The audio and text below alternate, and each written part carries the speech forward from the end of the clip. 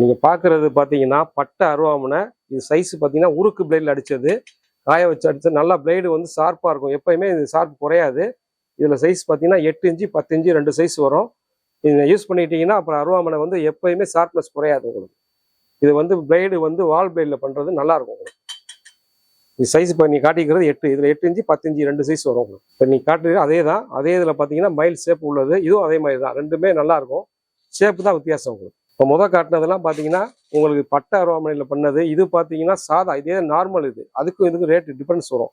இது பார்த்தீங்கன்னா 10 இன்ச்சு இதில் வால் பிளேடு மாதிரி இருக்கும். இது வந்து 100 ருபீஸ் வரும். இதில் ஸ்மால் சைஸ் வந்து 80 ருபீஸ் வரும். 80, 100. இது வந்து நார்மல் பிளேடு தான். நான் காட்டினதெல்லாம் ஒரு பிளேடு நல்லா இருக்கும், ஷார்ப்னஸாக இருக்கும். அது 180, 200. மைல் மாடல் வந்து 300 ரூபா வரும் அந்த அருவாமனைலாம். இது வந்து அதே இதில் சாதா.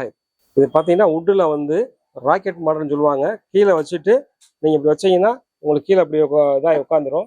பிளேட்டை கீழே வச்சுட்டு தேங்காய் திருவினீங்கன்னா அவ்வளோ சூப்பராக இருக்கும். பிளேடு பார்த்தீங்கன்னா நல்லா ஷார்ப்னஸாக இருக்கும் உங்களுக்கு. அயனில் பண்ணுறது தான். பிளேடு வந்து நல்லா ஷார்ப்பாக இருக்கும். தேங்காய் திருவுக்கு அவ்வளோ ஈஸியாக இருக்கும். மாடல் நல்லா கட்டை உட்டு வந்து நல்லா உங்களுக்கு உட்டு வந்து நல்லா இந்த மரத்தில் போட்டிருப்பாங்க. எதுவுமே ஆகாது, நல்லா இருக்கும் உங்களுக்கு. சில மரம் உளுத்து போயிடும், அதெல்லாம் எதுவுமே ஆகாது. இது வேப்பங்கட்டையில் பண்ணது சூப்பராக இருக்கும். இந்த ஐட்டம்லாம் நீங்கள் வாங்குறதா ஜியாலஜி மெட்டீரியல்ஸில் எல்லா ஐட்டமும் கிடைக்கும், நீங்கள் வாங்கிக்கலாம்.